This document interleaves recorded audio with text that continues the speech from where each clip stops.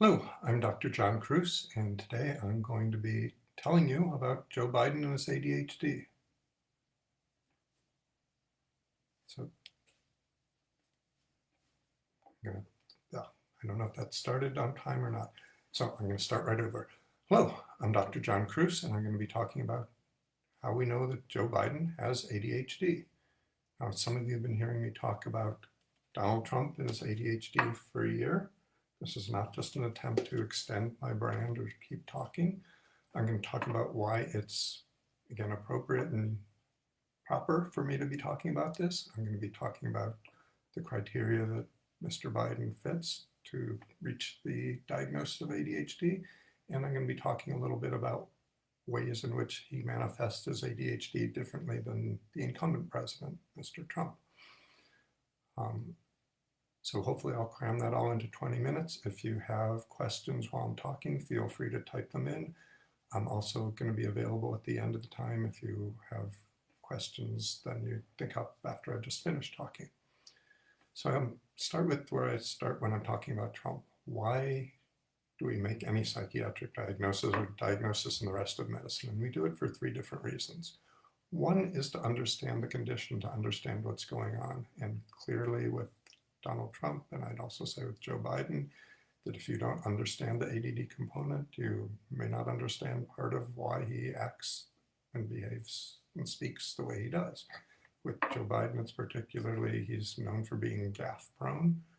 And I would suggest that any politician who earns that label, one should right away be thinking about ADHD. Again, I'm not saying that means definitively they have it, but given that most politicians get to where they are by being very careful and select and thoughtful about what they say, the trait of blurting things out without that preparation or self-control should make one think about whether ADHD is in the picture. So getting back to why we make a diagnosis. One is to understand what's going on.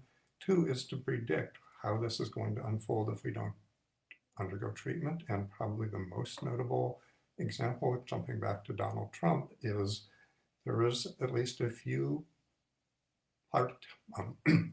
component in the American electorate who believed Mr. Trump was behaving this way as purely a campaigning style and that he would somehow, quote, become presidential once he got into office.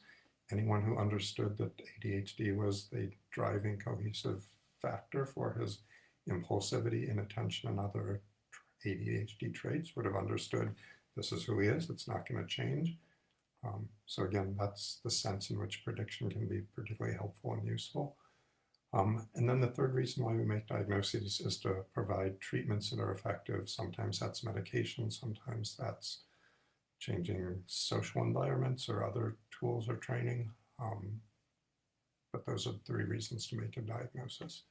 So the next thing I'm going to talk about, and again, I've talked about this at length, I have some other videos on there, it's again, in my book extensively, is there is a specific, unique constellation of forces is allowing me to make a diagnosis of Joe Biden's ADHD.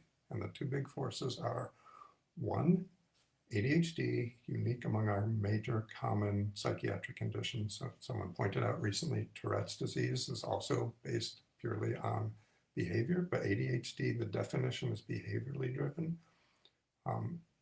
So it is only dependent on your observations. You don't need to know the internal motivations, feelings, mindset, interior life. Interestingly, a movie named Unfit about Donald Trump and focusing on his, quote, malignant narcissism came out either this week or the last week. And in that, several mental health officials, professionals claim that many of our personality disorders and others are based on behavioral criteria, and therefore you can objectively come to a conclusion about diagnoses. I think they are wrong, and what I think they are wrong is when they're saying something like antisocial personality disorder or narcissistic personality disorder. Yes, there are behaviors included in the diagnosis, but those behaviors have embedded firmly within them knowledge of the person's motivation or bias. So they say acting selfishly. Well, selfishness is a assessment you are making, assuming you know why the person is behaving that way. If someone jumps in front of you and pushes you, you might think, oh, that's being selfish. You know, they're thinking only of themselves. You might learn later there's a car hurtling towards them, and that selfish person is actually risking their own life to put them out of danger. So again, selfish, our personality disorders are absolutely not behaviorally diagnosed. They are based on diagnoses of behavior, thoughts, and actions, knowing what their motivation is. The ADHD diagnosis is not based on someone's motivation. It's based on a description of whether they pervasively, persistently engage in certain patterns of behavior. So the second criteria is that with Joe Biden, with Donald Trump, with maybe a handful of other people, we have vast databases of behavioral actions. That database spreads over a greater period of time, over a greater number of situations, interacting with a greater number of people than any evaluator could ever obtain in a clinical session or range of sessions. So again, it's the confluence of both having a vast public data set for some individuals. So I'm not saying someone you've just met once, just based on their behavior, can you make an ADD diagnosis? It's this vast, pervasive, over time, over different situations, data set of behaviors for a condition that is defined by behaviors that allows us to make this diagnosis of ADHD. So jumping into the criteria for ADHD, I'm not going to go through all 18 criteria that are in the Diagnostic Statistical Manual. I'm just going to go through the ones that my observations, my looking at the data say that Joe Biden clearly, robustly, persistently over time meets. One is talking excessively. He is notorious talker. That it's hard to dispute. Two, he often blurts out comments. And again, I already mentioned any politician who's known as gaffe prone, you should be thinking of ADHD. He is famous for blurting out the Obama administration's acceptance of gay marriage before Obama was ready to release that approval. In this campaign already, there's been a few gaffes. One was telling a Black interviewer that essentially Black voters had no other choice but to vote for him. He, a few weeks later, got into another racially tinged gaffe where he talked about the Black community being monolithic and the Latinx community being diverse and multiple. He's apologized for those gaffes, but those are the types of comments where he's known for blurting things out. Three, he's often on the go as a criteria, and despite Trump's failed attempt to label Biden as Sleepy Joe or lethargic, you go back to any, and much of what I'm saying historically, I've been following Joe Biden's career as long as he's been in the public eye, but even for childhood, college, earlier history, there's a good book, Joe Biden by Jules Woodcover, who's a reporter who, in a reporter's detailed way, it comes up with anecdote after anecdote throughout Joe's life. Joe has been a physically restless, on-the-go guy his whole life.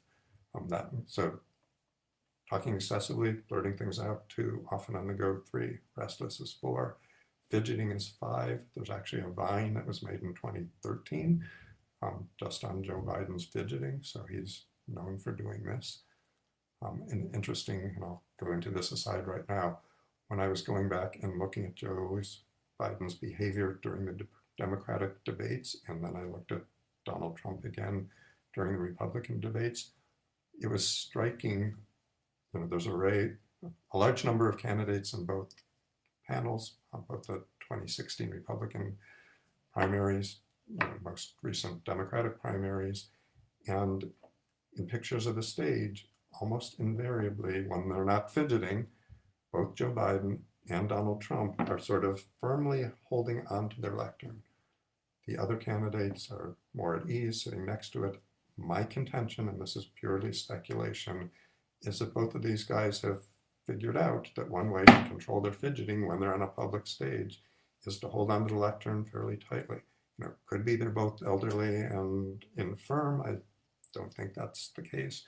It could be that, you know, it's an age, I mean, that's something they learned to do when they were in training, given that, you know, Bernie Sanders and other people of their age aren't, and I'm not saying no one else is touching and holding the lectern, but those two, they are locked onto it when they're not either fidget, you know, not being called on to speak, or sometimes even when they are speaking.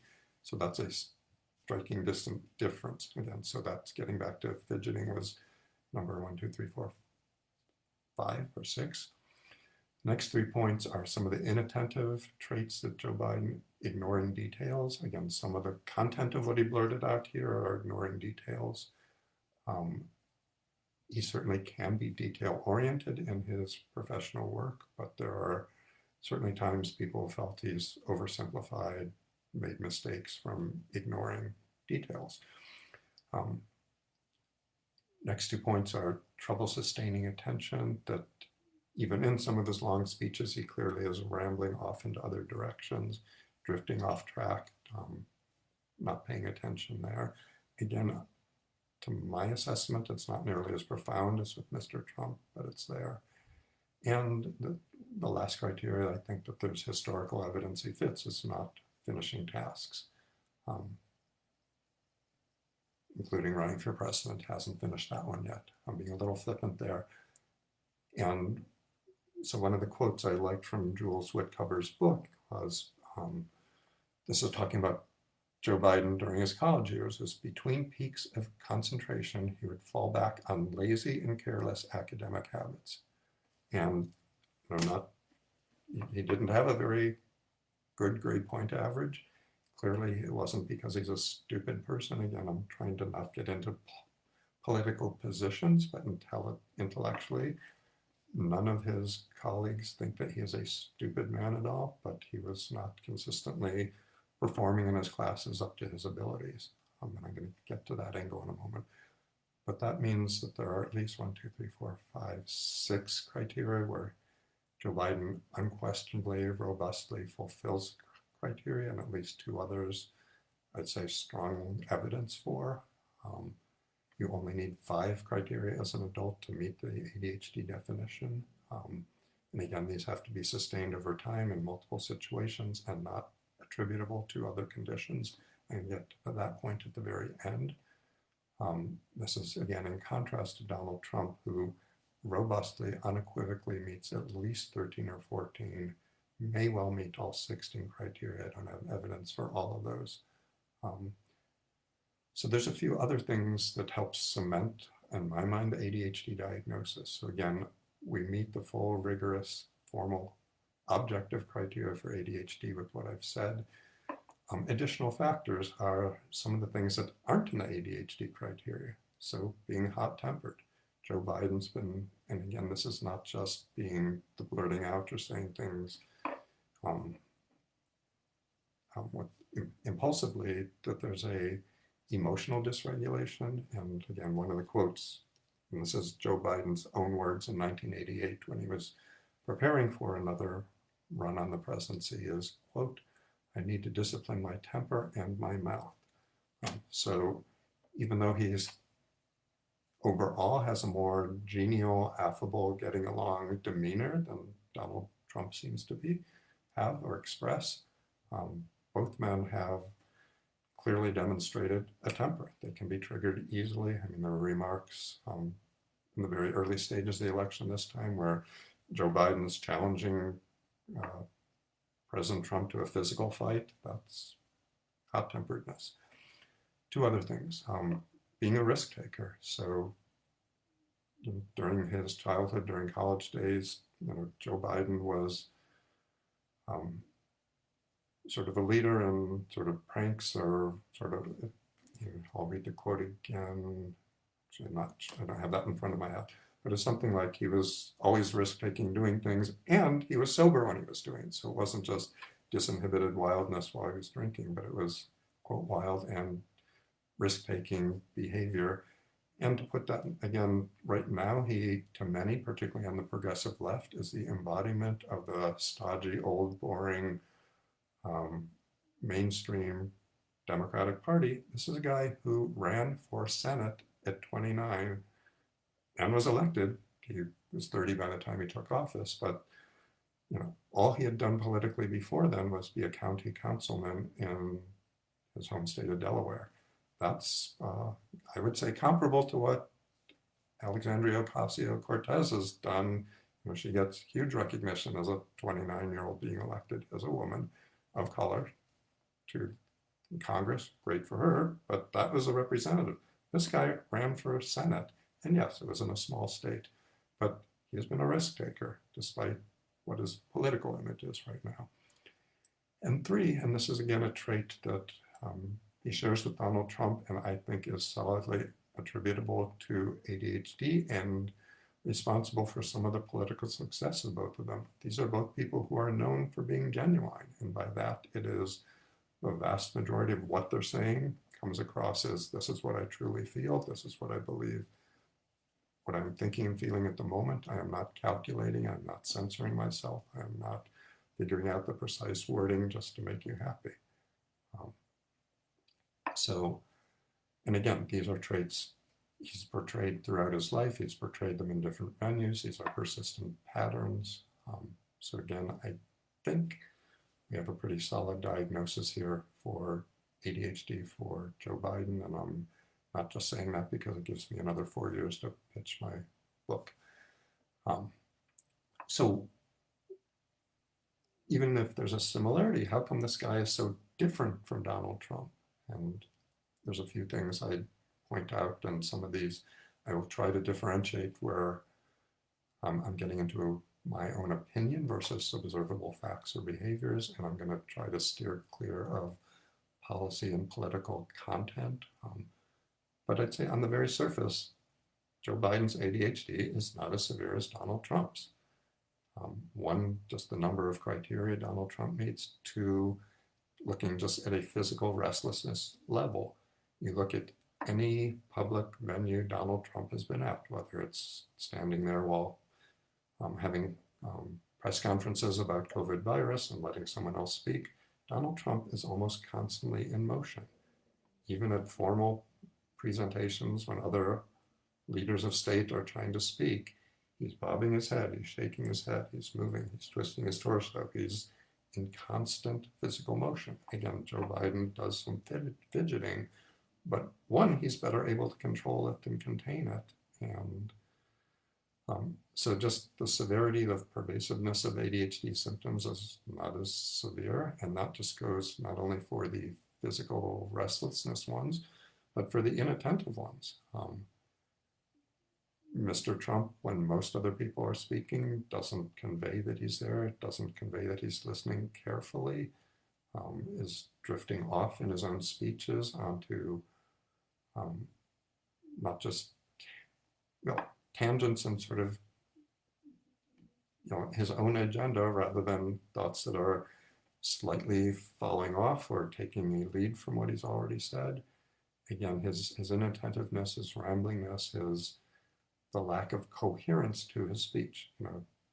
Trump's team has attacked Joe Biden for being rambling and incoherent, but if I've tried to find objective measures, and there are neural learning devices, there are computer-driven devices that assess this. I have not seen them run through Joe Biden's speech versus Donald Trump's speech, but if you just look at, does this phrase follow the previous phrase? Does this phrase connect to the next phrase? That's a measure of what I would call coherence.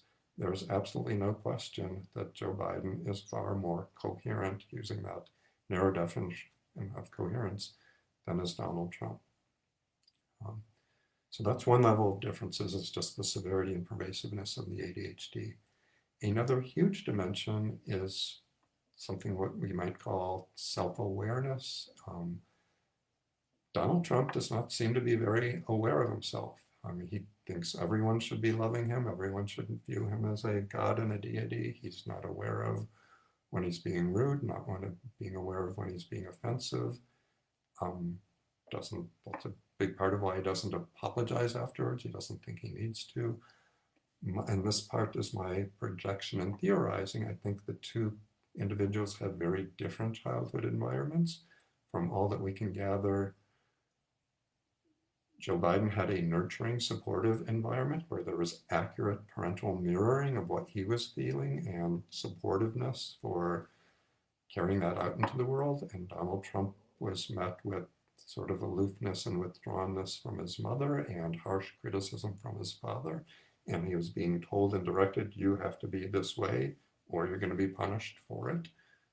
That's a very different environment, and that nurtures, even given different biological propensities, different ways of being in the world, different ways of being aware of yourself, different drives to either be true to yourself or to fit what you think someone else's expectations are.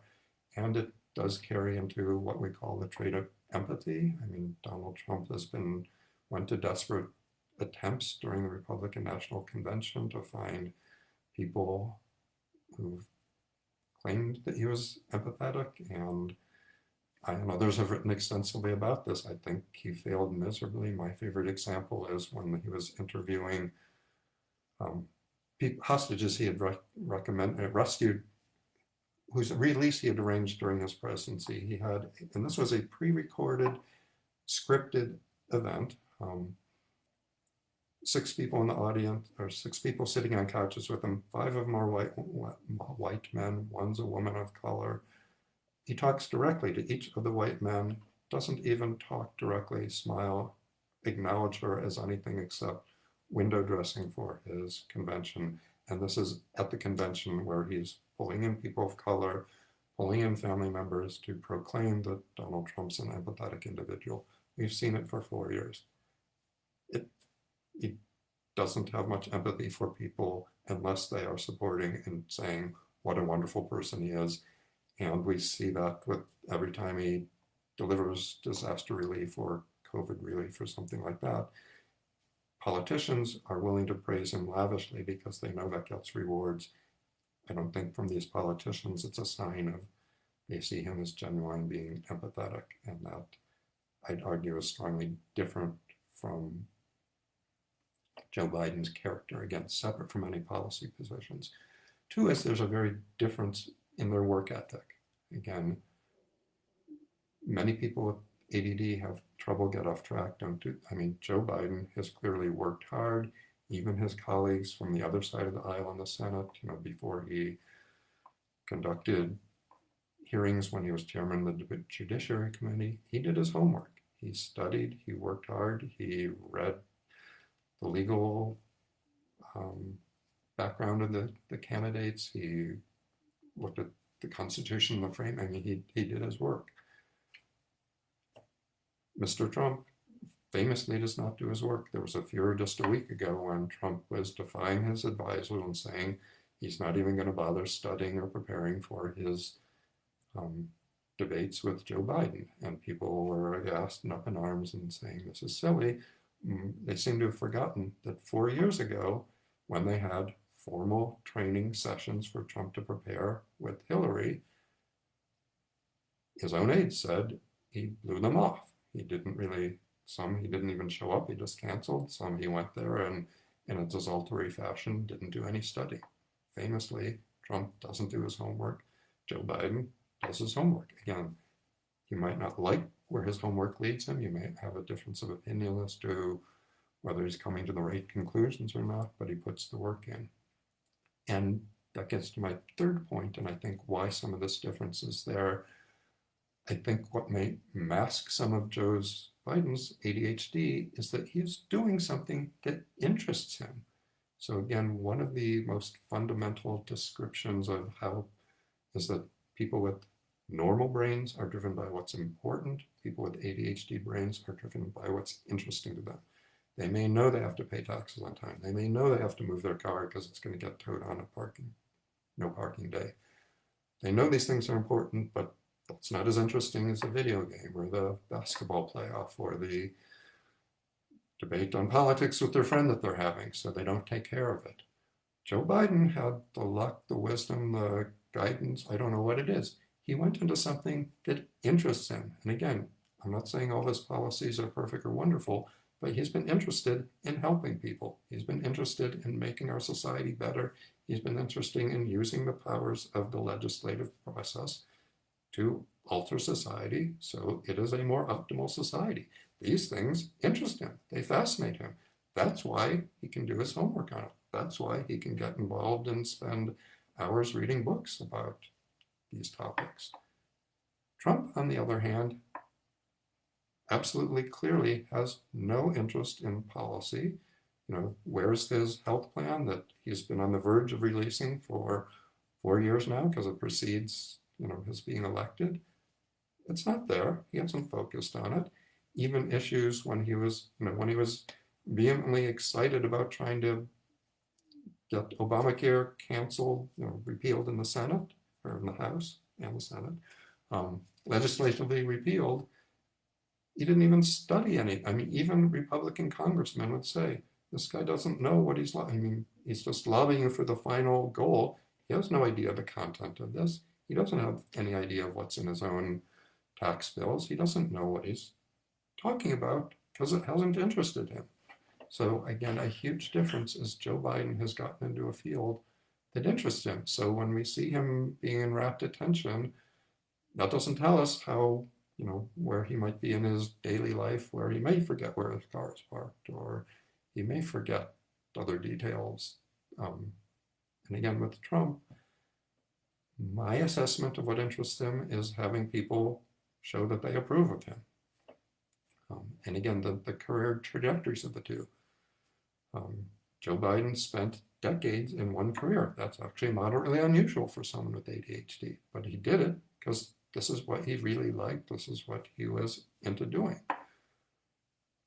I would argue Donald Trump doesn't even convey that much interest in the real estate business. It was, again, his daddy's business that was given to him, that he was demanded to perform well in that area. According to Mary Trump and according to economists, he actually did a pretty lousy job performance-wise. His dad bailed him out to the tune of millions of dollars repeatedly. But I'd say Donald Trump's interest seems to be in promoting Donald Trump. So a few other points. I've gone way over my 20 minutes, but two other issues. One is, could there be other conditions explaining the range of behaviors for these ADD-like symptoms? And the simple answer is no, that this pervasive pattern only fits an ADD pattern. Again, if you're depressed, if you're anxious, you could have disruptions of attention, you could have some of these other problems, you wouldn't have this pervasive range of problems. And again, the absence of apparent depression, apparent anxiety, core symptoms means those aren't pertinent for Joe Biden. Some people have suggested that stuttering explains everything, and clearly stuttering was a childhood issue. Clearly it's still there to some extent if you listen to him for any length of time. And some people have suggested that sort of talking at length is a way of overcompensating or dealing with it. Again, it doesn't explain the whole range of other ADD symptoms. So that, again, is some factor, some part of who he is, but it doesn't explain the ADD. And the other big and loaded issue, which I will get into very briefly, is the dementia issue. Both Joe Biden and Donald Trump clearly wander more in their speeches, are less focused than either of them was a decade ago. I would argue, and that the effect is at least as strong on Mr. Trump as it is for Joe Biden. So one question is this just normal aging on top of ADHD? That's certainly in the realm of possibility. Could this be more profound dementia issues? And again, there's at least one medical doctor who's done extensive studies of the content of Donald Trump's speech and has found it more and more vacant and empty. The prevalence of anything as good is terrific, anything as bad is nasty or boring. He only has about a half dozen adjectives he uses over and over again. Joe Biden, might have had more words to begin with and still uses many more words. If you think that's malarkey, that's okay. third possibility, other than whether this is just normal aging plus ADHD or whether there is actual dementia going on in each of these individuals, is that there could be a learned element. Both of these people have reached high levels of success doing what they did. They were rewarded for it. So with Trump, he doesn't have to study. He doesn't have to prepare. He can just wow his crowds by being who he is. Why would he bother studying? Why would he bother increasing his vocabulary? Why would he be doing any of these things? He was rewarded. So I'd say it's hard to rule out that there isn't some learned element, some positive feedback loop that we have actually encouraged some of the ADD-like behavior and maybe even worsened it over time. So that's all for today. Next week I'll be talking about changing topic abruptly again, getting back to using mantras for dealing with anxiety. I'm not seeing any questions here, so I will sign off. If you want to, and we are moving all of these from Facebook to YouTube, so they are, you can tell your friends who aren't on Facebook if they want to access any of them, they'll be on YouTube. Most of them are already there. So have a safe and sane week. Take care of yourself, and that's all for now. Bye.